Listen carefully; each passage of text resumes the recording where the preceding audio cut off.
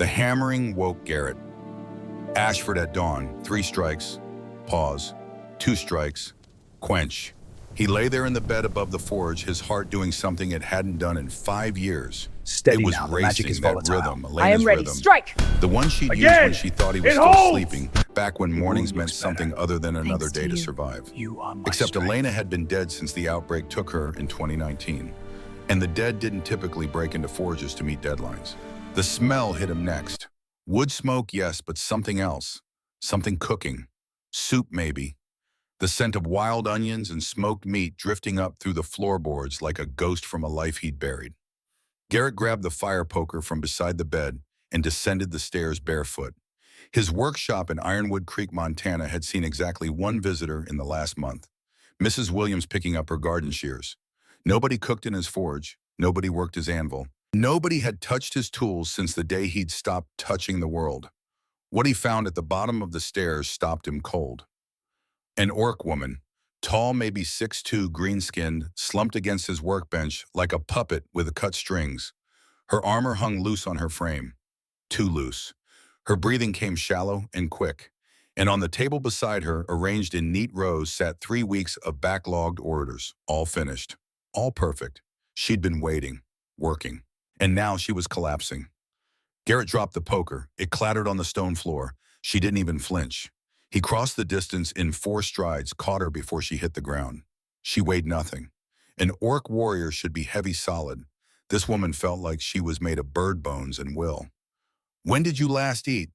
The words came out rougher than he'd intended. Her eyes opened, green like new spring leaves, focused on him with an intensity that should have made him step back. Didn't. 3 days. Her voice was gravel and smoke. Mission ran long, needed food. Saw your fire was already lit. She gestured weakly toward his forge.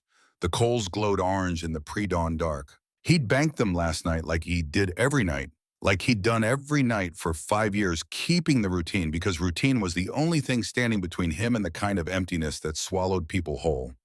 "Can pay," she said. "Finished your work. Fair trade." Garrett looked at the completed orders again, a set of hinges he'd been avoiding for 2 weeks, the decorative gate piece the mayor had commissioned. 3 kitchen knives he'd started and abandoned because the steel hadn't felt right, except now they sat there gleaming, and from what he could see in the dim light, they were flawless. Near the forge, a pot hung over the coals. The soup.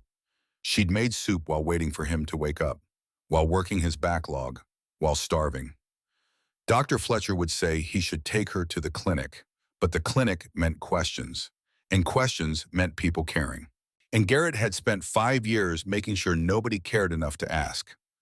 "Come on," he said. He half-carried her to the stool by the workbench. She didn't protest. That alone told him how bad off she was.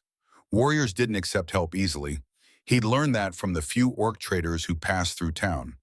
Proud people. Strong people. This woman looked like she'd forgotten what strength felt like. Garrett ladled soup into a wooden bowl. His hands moved on autopilot. The motions belonged to someone else, someone who used to care about things like whether strangers ate or starved, except his hands were shaking.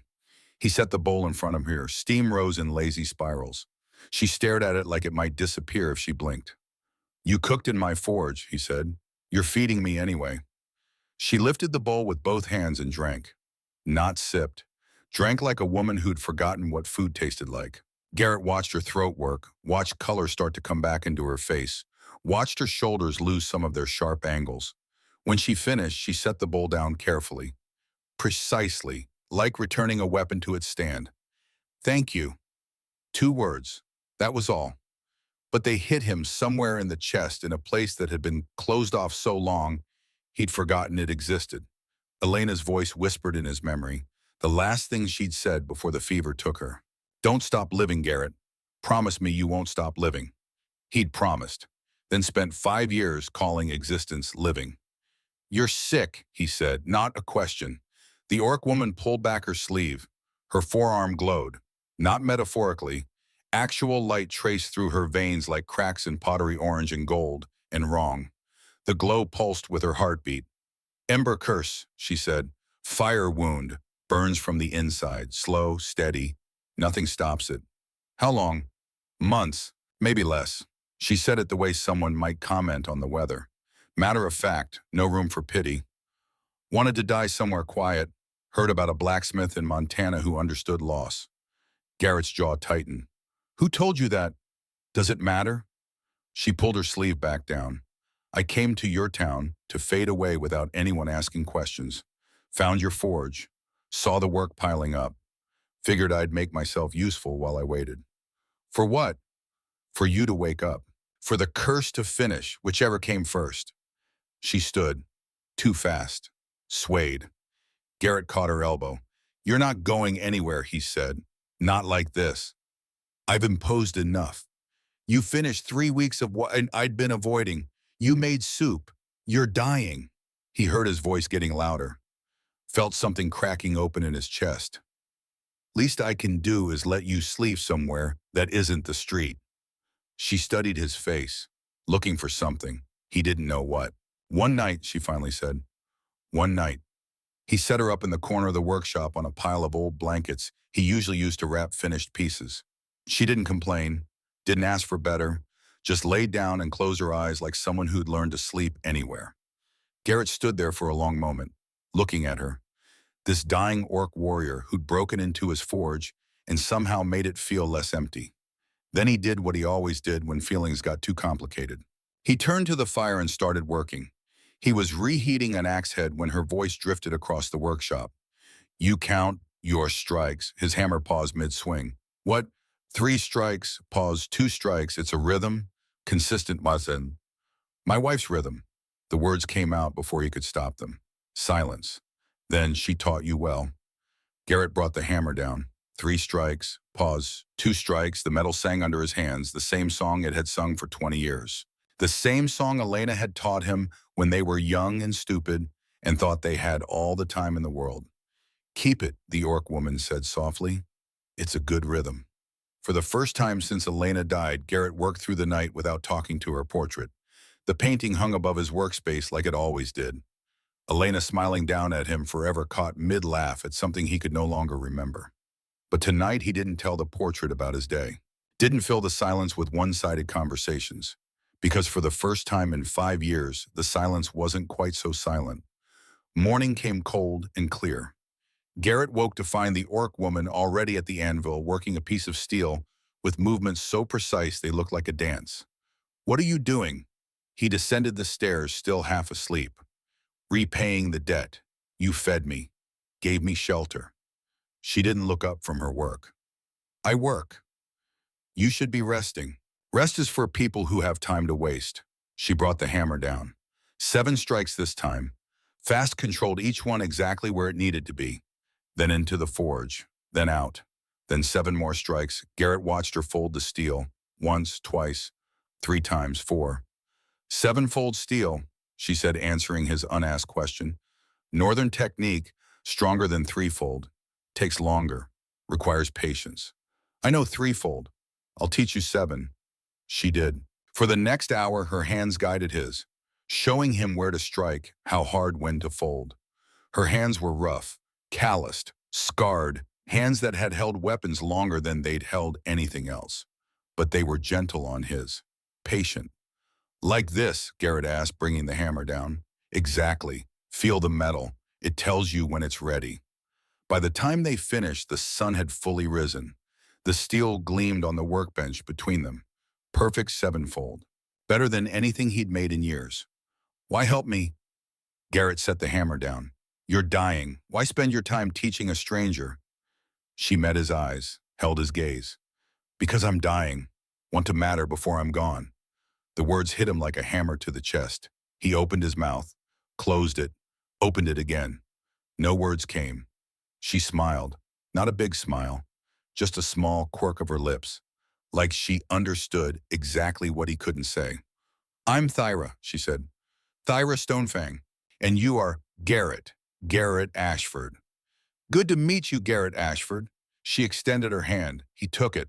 Her grip was firm, strong, the grip of someone who hadn't given up yet. That became their rhythm. Thyra would work in the mornings. Garrett would watch her learn, gradually join in.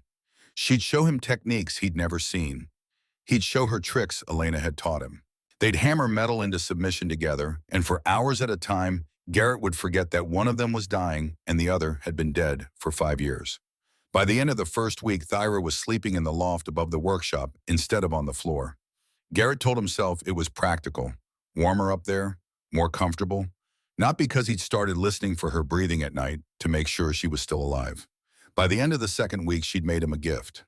He found it on the workbench one morning. A tool belt, hand-stitched leather sized perfectly for his frame, with loops and pockets for every tool he used regularly. The craftsmanship was exquisite, each stitch precise, each fold deliberate. "You keep dropping things," Thyra said from behind him. "Thought you could use it." Garrett picked it up, turned it over in his hands. It was beautiful, practical, personal.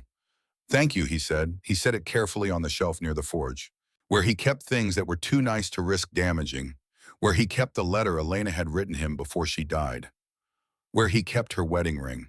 Thyra watched him do this. Her face didn't change, but something flickered behind her eyes, gone too fast to name. The third week brought a small clay jar, sealed with wax. "Salve," she said, "for burns, northern herbs, works better than anything you'll find in town." Garrett opened it and smelled mountain pine and something sharp he couldn't identify. It probably did work better, probably cost her effort she couldn't spare to make. "It's perfect," he said. He placed it on the shelf next to the tool belt. Didn't miss the way her jaw tightened. Just for a second, just enough to notice. Week 4 brought something different, something that made Garrett stop and actually look. A carved wooden charm on a leather cord. Thyra set it on his workbench without ceremony, without explanation. Just placed it there and stepped back. Garrett picked it up. The charm was intricate, orcish knotwork that must have taken hours to carve. Days, maybe. Each line deliberate, each curve precise, each symbol meaningful in ways he didn't understand. The wood was dark, smooth, worn in places like she'd carried it herself before giving it to him. Protection symbols, probably. Old traditions, the kind passed down through generations, the kind you didn't give to strangers. "What is this?" he asked. "Protection," she said. Her voice was soft, careful. "Old orc tradition, for people who matter, for people who matter." The words hung in the air between them. Garrett turned the charm over in his hands, felt the weight of it, the hours of work, the significance of giving someone a protection charm when you yourself were dying and had no protection left. "It's beautiful," he said. He placed it on the shelf next to the belt in the salve. Watched her watch him do it, saw something in her expression shift, something that might have been disappointment or might have been resignation. But he didn't know what else to do with beautiful things except preserve them, keep them safe, keep them from being damaged by use. Elena's ring sat on that same shelf, untouched for 5 years. Week 5 arrived with autumn's first real cold snap. Garrett was working late when Thyra walked in carrying a cloth-wrapped bundle. She set it on his workbench with more force than strictly necessary. "What's this? Food, bread, cheese, smoked venison." "I have food. You work through meals." "I'm fine. You're thin. I'm efficient. You're malnourished and I'm managing my time well." She crossed her arms, stood there like a wall, like someone who'd decided this was a hill worth dying on and had no intention of retreating. Garrett opened his mouth to argue, caught the look on her face. The absolute certainty that she was right and he was being an idiot. And laughed. Actually laughed. Not the polite chuckle he sometimes forced for customers, a real laugh that came from somewhere deep in his chest and surprised him with how rusty it sounded. He couldn't remember the last time he'd laughed like that. Months, probably years. Thyra's entire expression changed, softened in a way that made her look suddenly unexpectedly vulnerable. Like she'd just witnessed something she'd been hoping to see for a very long time. She didn't say anything, just watched him with an intensity that should have made him uncomfortable, but instead made something warm unfold in the space below his ribs. Garrett ate the food, all of it, right there while she watched. It was the first meal he'd actually tasted in weeks instead of just mechanically consuming for fuel. When she left that evening, he caught himself wishing she'd stayed longer. Dangerous thought, the kind that led to expecting things, to wanting things, to the possibility of losing things. That night, he arranged the gifts neatly on their shelf. The tool belt, the salve, The charm with its intricate carvings, the empty cloth from the food. She keeps bringing me things, he told Elena's portrait. I think it's an orc custom. Hospitality, maybe. The painted face smiled its eternal smile. She's just being kind, he added, as if the portrait had suggested otherwise. But even as he said it, he knew it was a lie. He touched the charm briefly, felt the smooth wood, the hours of work it represented, the protection offered when she had none left for herself, then pulled his hand back and went to bed. The fifth week started like all the others, Thyra working, Garrett watching, both of them falling into a rhythm that felt older than the few weeks they'd known each other. Except this time Thyra couldn't lift the hammer. Garrett saw her try, saw her face set with determination, saw her hands shake as they gripped the handle. The weight that had once been nothing to her might as well have been a mountain. She set it down, carefully, precisely. Her breathing had gone rough. The curse is faster now, she said. Not an apology, just a statement of fact. Garrett crossed the distance between them, stood behind her, wrapped his hands over hers on the hammer handle. Together then, he guided her hands, lifted with her, brought the hammer down together.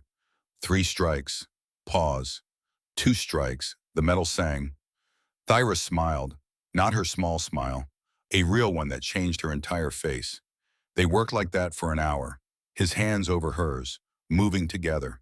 And Garrett realized with something like shock that this felt right, more right than anything had felt in 5 years. When they finished, Thyra turned in the circle of his arms. For one breathless moment, they stood too close, close enough that he could see the exact green of her eyes, close enough that he could feel the too-hot fever heat of the curse burning through her. Garrett, she started. The workshop door slammed open. 3 orc warriors in patrol armor stood in the doorway. The lead one, a male with scars crossing his face, looked directly at Thyra. Commander Thyra. We've been searching for you. Garrett felt Thyra stiffen, felt her pull away from him like she'd been burned. I told you I wasn't coming back, she said. Her voice had gone cold. Military, nothing like the woman who'd laughed with him over breakfast. The clans need their war chief. The clans have managed without me. War chief. The words hung in the air like smoke. The scarred orc's eyes flicked to Garrett, back to Thyra. At least let us know you're alive. They think you deserted. Tell them whatever you want. Tell them I died. Tell them I found something worth staying for. Her voice cracked on the last word. Just for a second. Just tell them to leave me alone. The patrol exchanged glances, the kind of look that said they'd have this conversation again. As you command, War Chief. They left. The door closed behind them with a sound like finality. Garrett stood there, processing. War Chief, Commander. Not just a dying warrior, someone important. Someone with responsibilities. Someone who'd walked away from everything to die in his forge. Garrett, Thyra started again. Who are you? The question came out quieter than he'd intended. Really, she looked at him, and for the first time since they'd met, he saw something in her eyes that looked like fear. I'm Thyra, that's all I want to be, just Thyra. But you're not, are you? She turned away, walked to the window, looked out at the Montana mountains turning gold in the afternoon light. I was war chief of the Northern Orc clans, led them for 8 years, made peace with 3 human kingdoms, fought in battles I'll never forget. Her voice was soft, distant. Then I got the curse, realized I'd spent my whole life being a commander, being a symbol, never just being. So you came here. So I came here, to die as just Thyra, not the war chief, not the symbol. Just a woman who wanted to matter to someone as herself before she was gone. Garrett felt something shift in his chest, understanding, recognition, the same thing he'd been doing for 5 years, hiding, building walls. Except his walls were made of grief and hers were made of distance from who she used to be. The patrol, he said, they were from your old unit. Yes. And you sent them away. Yes. Why? She turned back to face him. Her eyes were bright, not with tears, with something fiercer. Because I found something here worth staying for. The words hung between them, heavy, full of meaning neither of them was ready to touch. Garrett opened his mouth, closed it. Elena's portrait seemed to watch him from across the room. Don't stop living, her memory whispered. You should rest, he finally said. Curse is taking more out of you. Thyra nodded, didn't argue. That alone told him how weak she was getting. She climbed the stairs to the loft. Garrett watched her go, watched her shoulders, her back, the way she moved like every step cost her something. Then he turned to Elena's portrait. She's not who I thought she was, he said to the painting. She's someone important, someone with a whole life I know nothing about. The portrait smiled its eternal smile. She lied to me, sort of, didn't tell me everything. Still smiling. But she came here to die alone, chose to spend her last time here. With me, working metal, making gifts I put on shelves instead of using. Garrett looked at the shelf, the tool belt, the salve, the charm with its protective symbols, all the things she'd given him, all the things he'd preserved instead of used. For the first time, he really looked at them, not as things to be preserved, but as what they were. Messages, reaching out, trying to connect with someone who'd spent 5 years refusing to be reached. I'm an idiot, he told the portrait. Elena's smile seemed to say yes. But you're learning. Garrett took down the tool belt, put it on. The leather fit perfectly, like it had been made just for him. Because it had. Tomorrow he'd use the salve. Tomorrow he'd wear the charm. Tomorrow he'd start actually receiving the gifts instead of just acknowledging them. But tonight he stood in his workshop with a tool belt on and a dying orc warrior sleeping in his loft and Elena's portrait smiling down at him. And for the first time in 5 years, Garrett Ashford felt something that might have been hope. Dangerous feeling, the kind that could get him hurt again. But as he banked the forge for the night, as he listened to Thyra breathing in the darkness above, as he touched the leather of the belt one more time, Garrett thought maybe hurt was worth it. Maybe Elena had been right. Maybe it was time to stop existing and start living. The portrait question came on a Tuesday morning, 14 days after the patrol had left. 14 days of Thyra working beside him in silence that felt heavier than before. They were standing near the forge, Garrett explaining something about grain structure in steel that she probably already knew but listened to anyway. Her gaze drifted upward, stopped on Elena's portrait hanging above the workspace.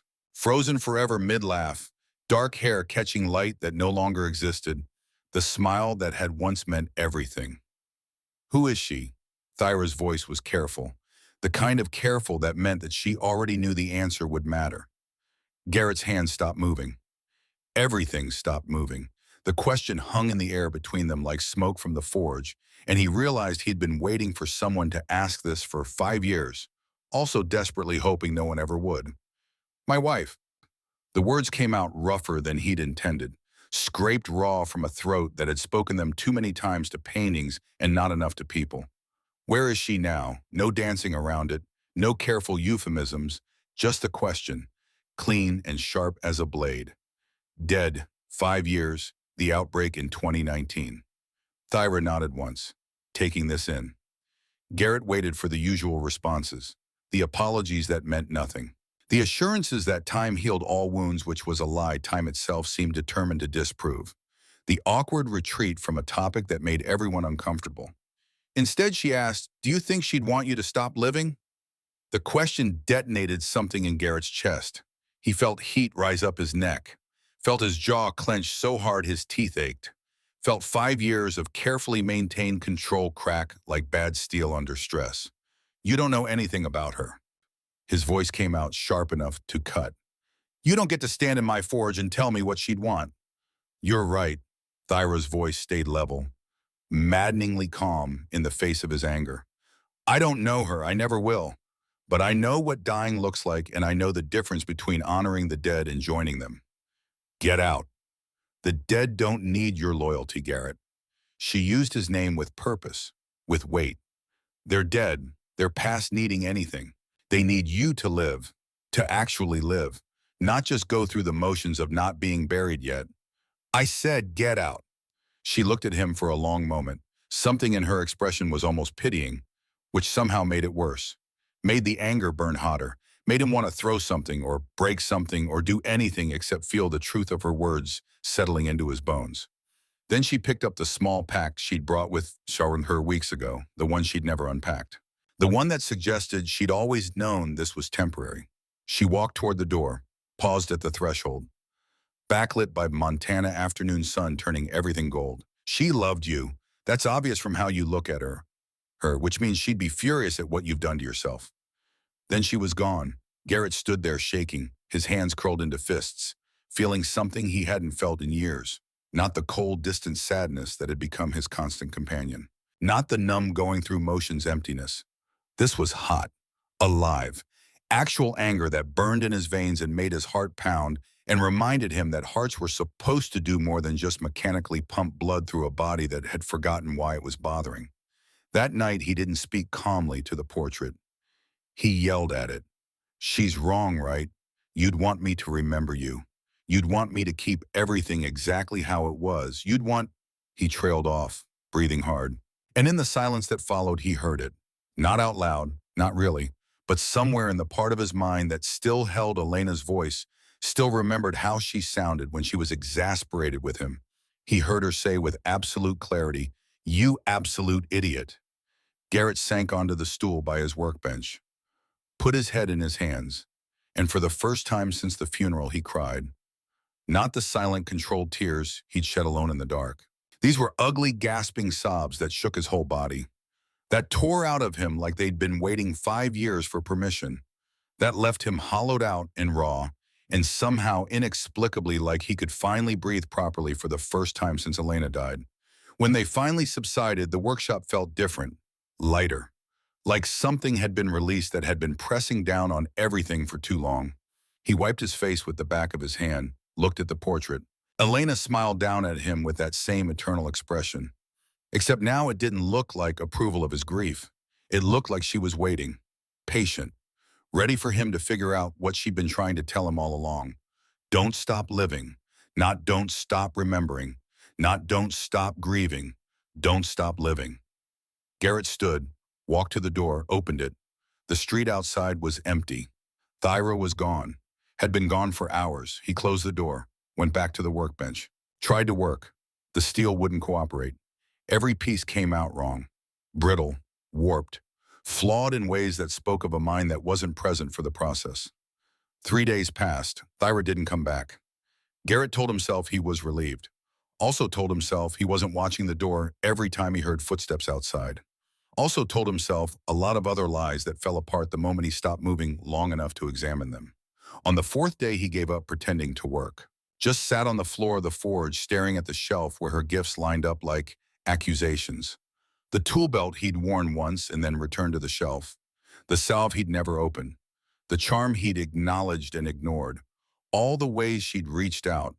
All the ways he'd stood still and called it loyalty to Elena's memory.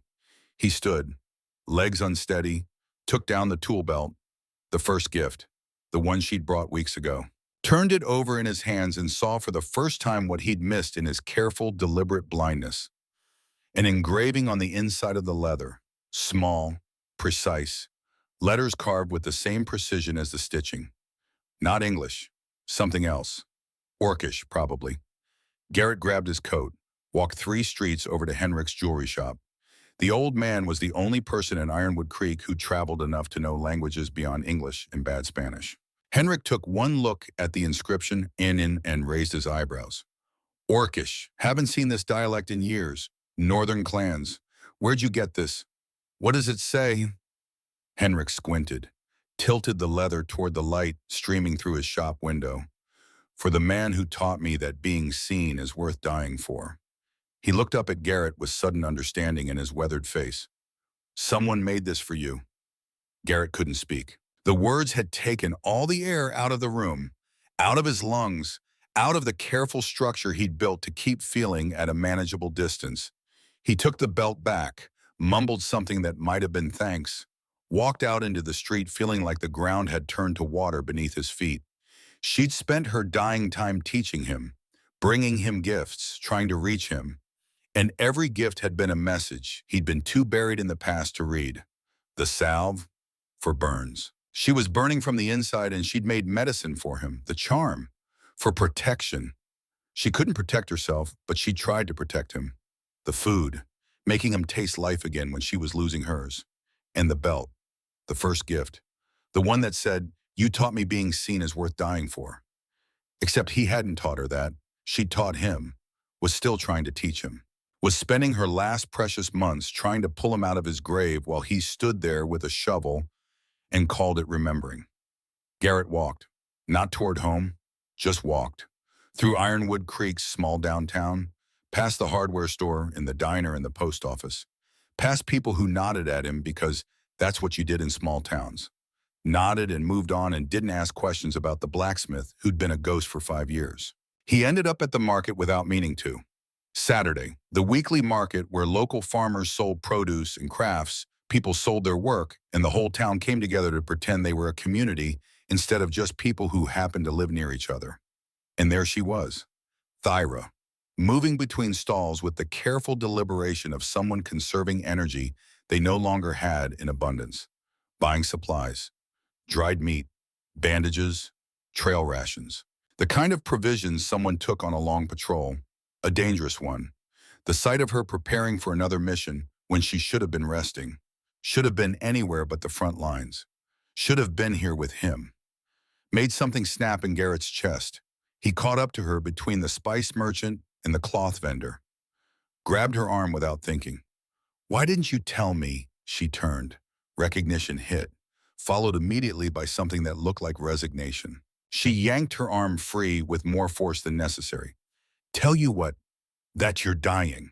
The words came out louder than he'd intended. A few nearby shoppers glanced over with interest. He lowered his voice. "The Ember Curse. Why didn't you tell me the first day?" Thyra laughed. It was a bitter, hollow sound that had nothing to do with humor. "Would it have mattered? Of course it would have mattered. I would have—" "What?" She stepped closer. There was something fierce in her eyes now, something that had been held back until this moment. "What would you have done differently?" "Garrett pitied me, treated me like I was made of glass. You can barely handle talking to me when you think I'm healthy. What the hell would you have done if you'd known I was dying from day one?" He opened his mouth, found he had no answer. Because she was right, and they both knew it. "You've been dead for 5 years," her voice was getting louder now. Months of patience finally breaking. "At least I have an excuse. I'm actually dying. What's yours?" She didn't wait for him to respond. "I thought if I was patient, if I just kept showing up, if I proved myself over and over again, you'd finally choose to live. That maybe seeing someone fight to stay in the world would remind you that being in the world was worth fighting for." The words hit him like hammer blows, each one precise, devastating. "But you don't want to live. You want to hide in that forge and pretend everything ended when she died. Don't talk about her like you understand." "I don't understand." Thyra cut him off, and there was something raw in her voice now, something beyond anger. "I don't know her, I never will, but I know you're wasting a life she would have killed to have more of. I know you're so busy being loyal to a memory that you can't see anything real standing right in front of you."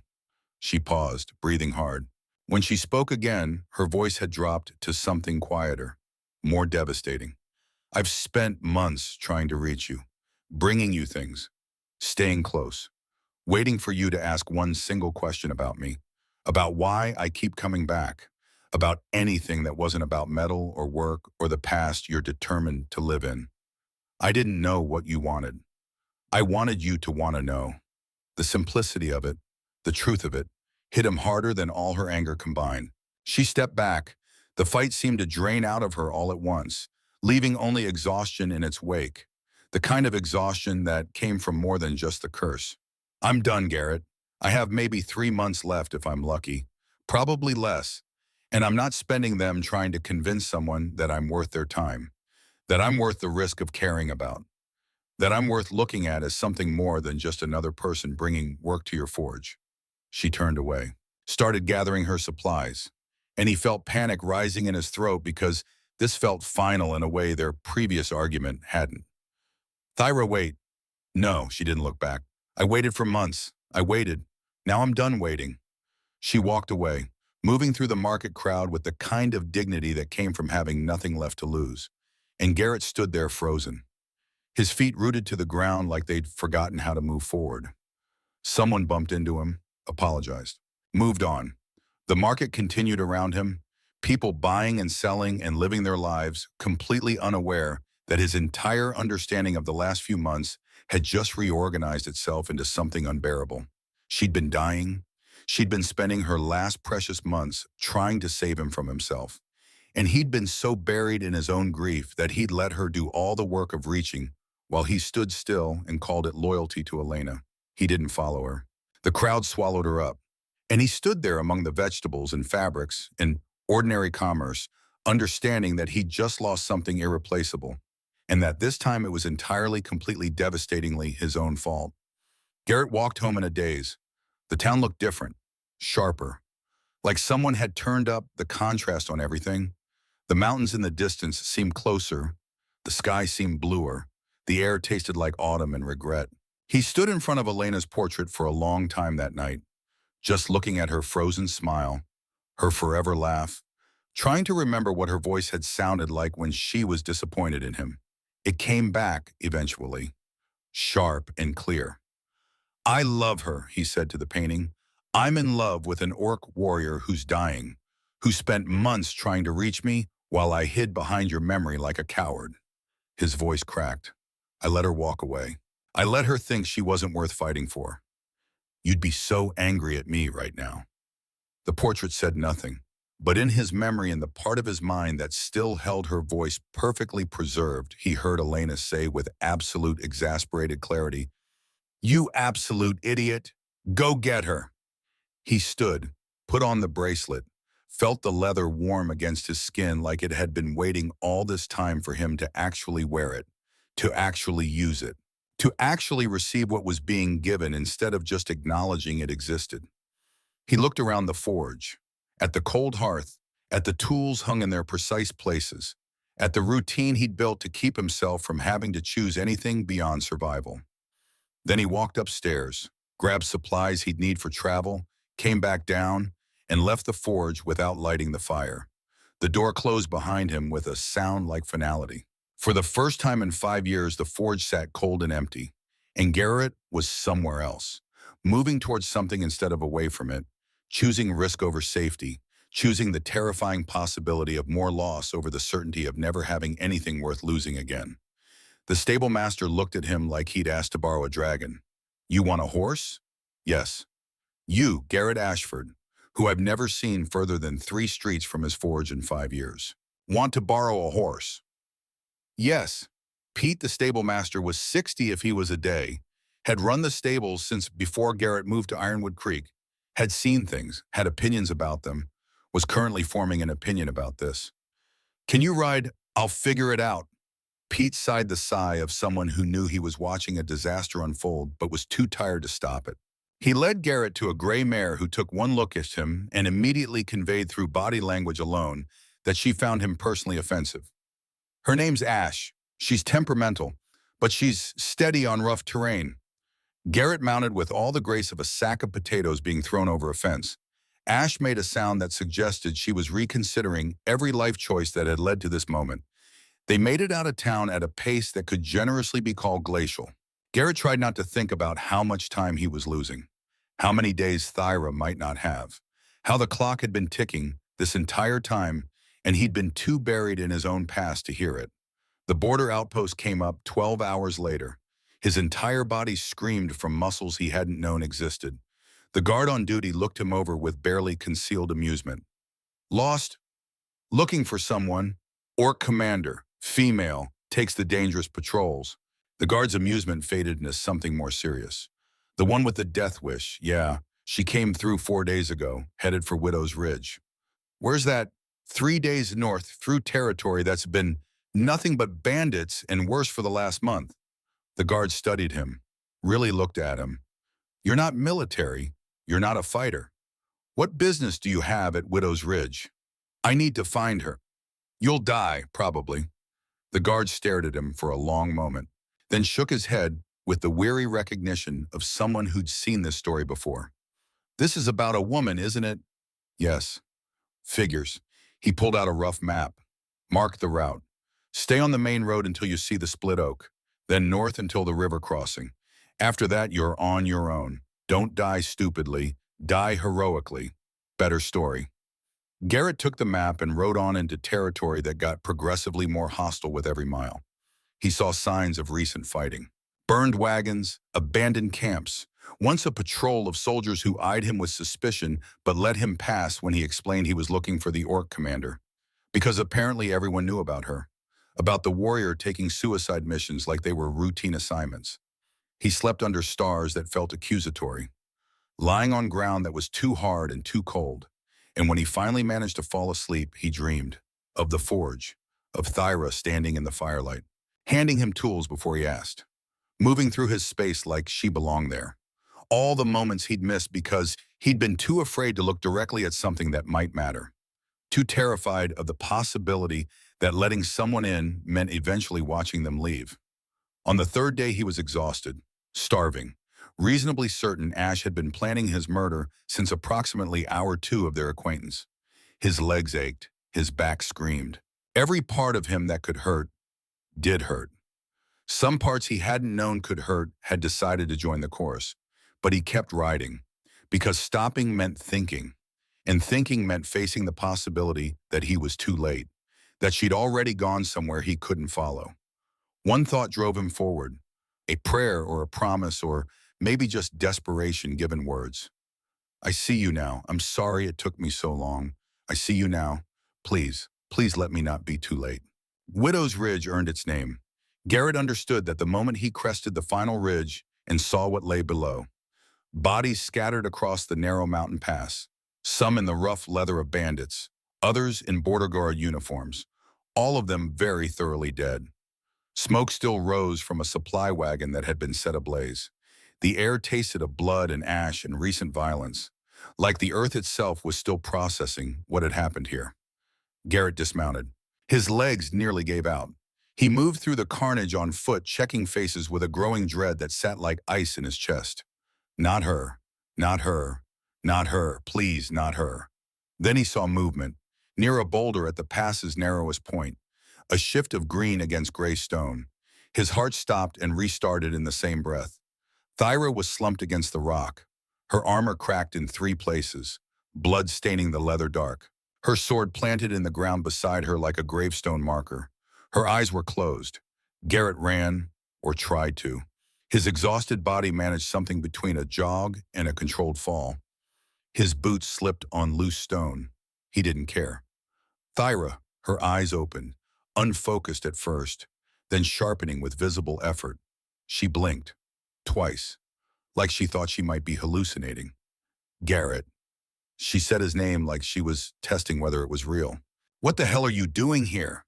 He fell to his knees beside her, his hands hovering over her injuries, not knowing where to touch that wouldn't cause pain.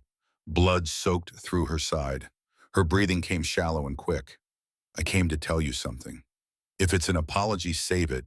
Too tired to be angry.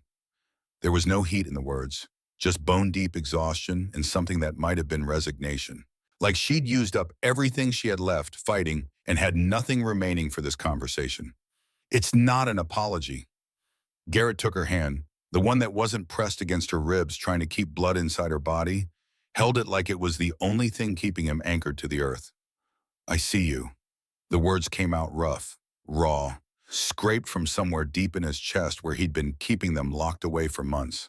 I'm sorry it took me so long. I'm sorry I made you do all the work of reaching while I stood still and called it loyalty. But I see you now, Thyra. I see you and I love you. Her breath hitched. Tears started sliding down her face, cutting tracks through the dirt and blood and exhaustion.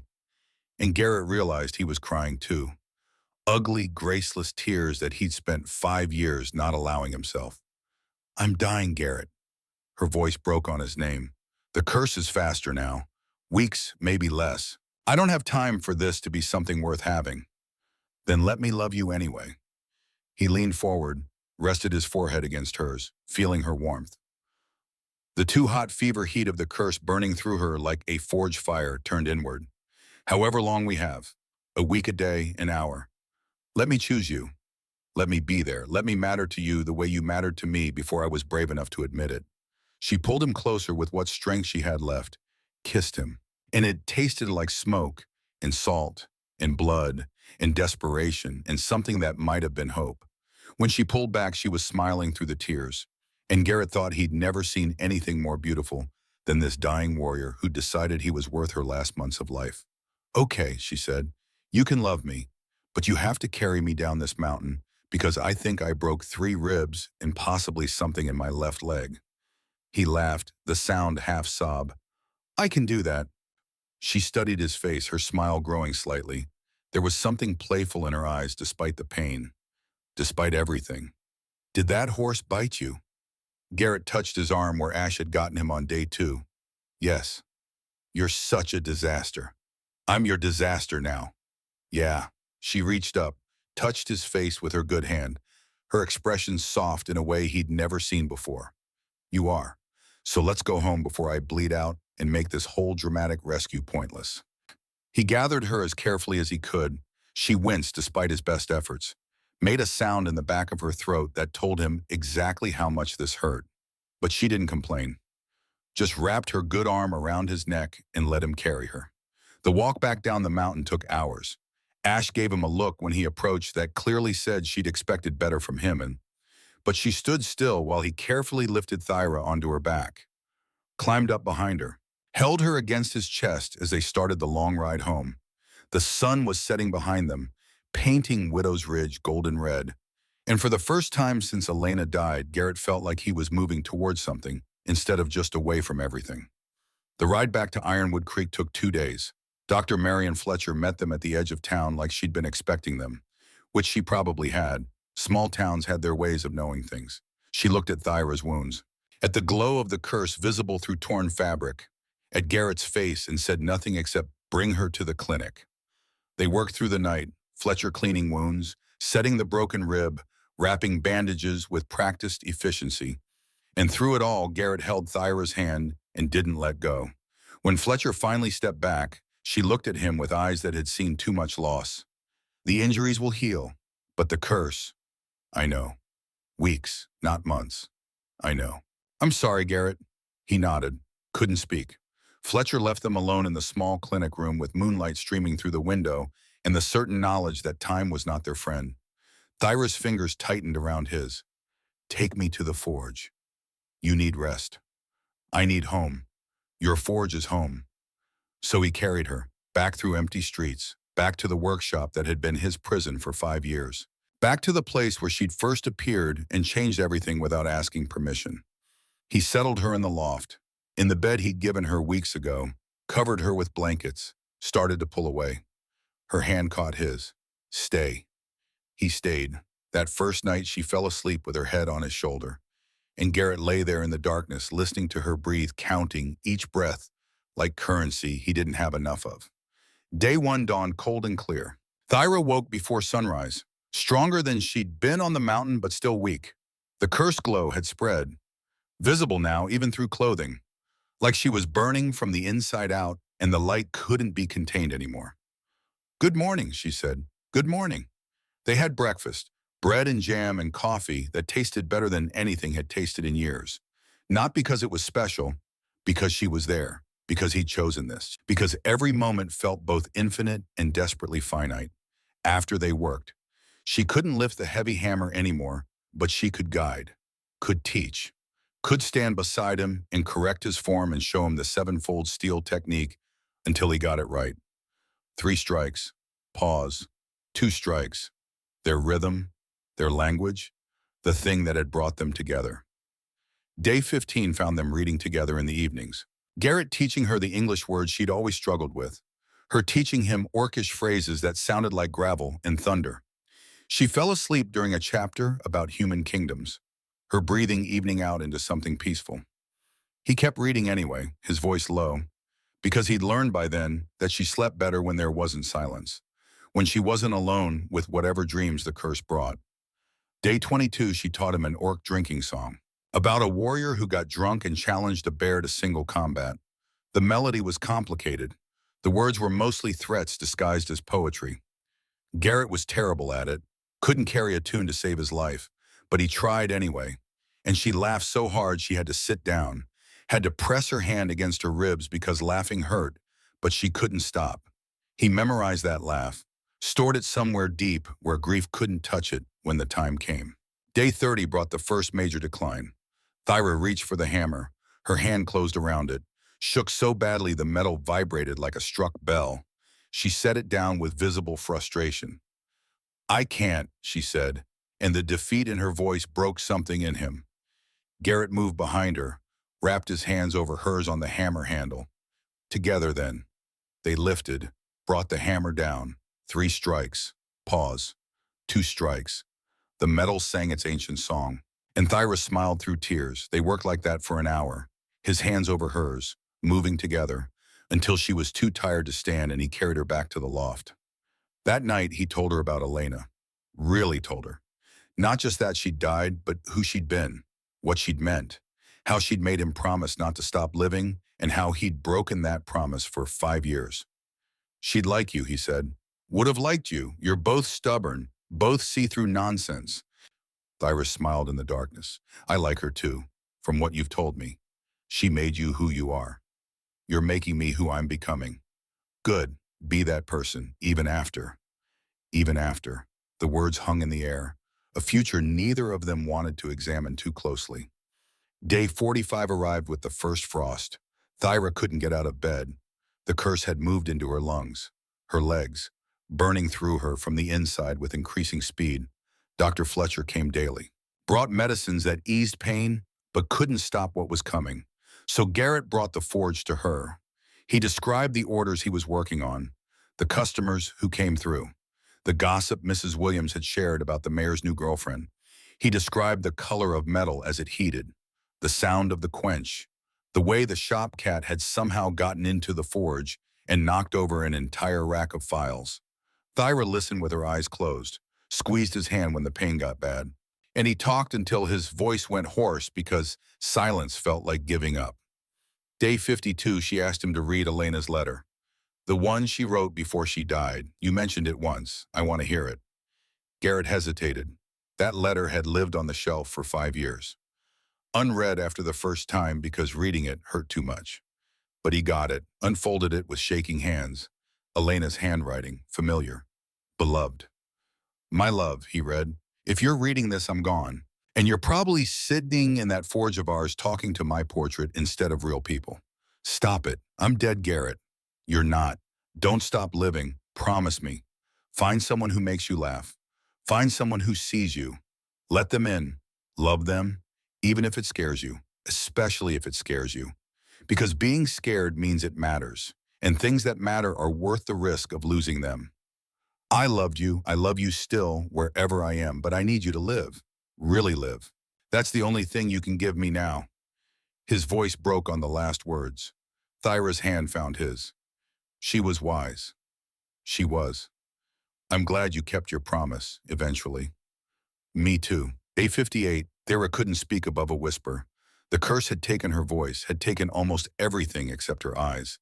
Those still blazed, still saw him, still held everything she couldn't say anymore. Garrett read to her, told her stories, described the world outside the window. The way autumn had turned to early winter. The way snow was starting to dust the Montana mountains. She listened, squeezed his hand, and in those squeezes he heard everything. "I'm here, I'm still here, I see you too." Day 60 dawned cold and clear. Garrett woke before sunrise, felt Thyra stir beside him. She had more strength than she'd had in days, the kind of surge he recognized from Elena's last day. The body's final gift before the end. She took his hand, her grip surprisingly strong. "Garrett, I'm here. Thank you." Her voice was barely a whisper, but it was there. "For seeing me, for choosing me, for these days." "Don't," his voice broke. "Don't say goodbye yet." She smiled, the same smile she'd given him that first morning in the forge, confident and a little fierce. "Not goodbye, just thank you." She closed her eyes. He felt her hand go slack in his. He sat there holding her as the sun rose, as the forge below stayed cold, as the world continued turning without her in it. And for the second time in his life, he understood what it meant to lose someone who'd made the world make sense. But this time was different. This time he'd chosen to love anyway. This time he had no regrets about the loving. Only grief that there wasn't more time. 3 weeks later, Garrett stood at the forge working metal that glowed white hot. He was folding Thyra's ashes into steel, the way orc warriors did for their honored dead. The blade took him 5 days to complete, 5 days of barely sleeping, barely eating, just working, pouring everything he couldn't say into metal and fire and the ancient rhythm she'd taught him. When it was finished, it was the finest thing he had ever made, fierce and beautiful and strong, just like her. He hung it above the workspace, right next to Elena's portrait. Two women who'd taught him in different ways that being alive meant choosing to feel things even when feeling hurt. The painted face and the forged blade, both watching over him, both smiling in their own ways. Two women, he said to the empty forge. Two women taught me to live. His voice echoed in the space, but the echo didn't sound lonely anymore.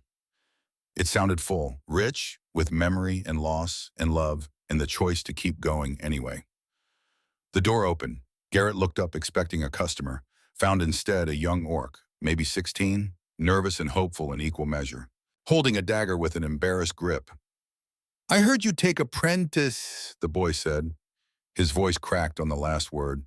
He stood like he was ready to fight for what he wanted, like someone had taught him that the things worth having were worth fighting for. Garrett looked at him, saw Thyra in the set of his shoulders, in the way he stood, saw all the young people who'd come after she was gone, all the ones who'd need teaching, all the ways he could keep living, keep choosing, keep honoring both women who had saved him from himself. "What's your name?" "Kale Ironfoot." "I'm Garrett." He smiled, the first smile since day 60. It felt rusty, uncertain but real. "Yeah, I do take apprentices. Let's see that dagger." Kale stepped forward, hopeful, eager, young. Garrett took the blade, examined it professionally, turned it over in his hands. The metal was good, the tempering needed work, the balance was off. "First thing you need to know," he said. "Metal has a language. You have to learn to listen." "I want to learn." "Good, because I have a lot to teach." The forge roared back to life. Garrett showed Kyle where to stand, how to hold the hammer, where to strike. The boy was clumsy at first. Too much force, not enough control. But he learned quick. They worked through the morning, through the afternoon, and Garrett found himself talking, teaching, explaining the things Thyra had taught him, the things Elena had taught him, passing forward the knowledge that had been given to him by two women who'd refused to let him stay buried. As the sun set, Kyle looked up at the wall, at the portrait and the blade hanging side by side. "Who are they?" Garrett followed his gaze. Elena's smile, Thyra's fierce beauty captured in steel. "Teachers," he said, "both of them. They taught me that grief and love aren't opposites. They're companions. You carry both, you choose both, and you keep living anyway." They must have been important. They were. They are. He turned back to the anvil, to the work, to the young orc boy who reminded him that life continued, that legacy mattered, that the best way to honor the dead was to keep teaching the living. 3 strikes. Pause. 2 strikes. The rhythm echoed through the forge. Their rhythm. His and Elena's and Thyra's and now KL's. The sound of metal being shaped, of rough edges being smoothed, of something broken being made whole again. Above them, the portrait and the blade watched, both smiling in their own ways. And if Garrett looked at them just right in the firelight, at just the right angle, he could almost hear their voices. Elena's "Don't stop living." Thyra's "Being seen is worth dying for." Both of them "Keep going, keep choosing, keep living." So he did, day after day, week after week. The forge burned bright. Kale learned fast. More students came. Word spread that the Blacksmith in Ironwood Creek was taking apprentices again, teaching again, living again. Garrett worked and taught and remembered. He talked to the portrait, to the blade, to the memories that lived in the spaces between hammer strikes. And slowly, over months and years, the forge stopped being a prison and became what it had always meant to be. A place where broken things were made whole, where raw material was shaped into something stronger, where loss and love lived side by side and both were honored, where a man who'd been dead for 5 years learned from a woman dying in months that the opposite of grief wasn't happiness. It was gratitude for the time you had, for the love you chose, for the courage to keep reaching even when you knew reaching meant eventually letting go. Garrett Ashford worked his forge until his hands shook with age, taught students until they became masters. Lived until living felt less like survival and more like choice. And every morning before lighting the fire, he touched the bracelet on his wrist, read the inscription he had memorized years ago. For the man who taught me being seen is worth dying for. Then he'd look at the portrait in the blade, at the two women who'd seen him when he couldn't see himself, who'd refused to let him stay buried, who'd taught him that being alive meant choosing to feel even when feeling hurt. Thank you, he'd say, for teaching me, for seeing me, for not giving up. Then he'd light the forge, call for his students, and get back to work. 3 strikes, pause, 2 strikes. The rhythm of remembering, the rhythm of living. The rhythm of a man who'd learned too late that the best way to honor the dead was to choose life. Every single day. The forge burned bright. The hammer sang. And Garrett Ashford, who'd been dead for 5 years and brought back by a dying warrior, kept his promises. To Elena, to Thyra, to himself, he lived.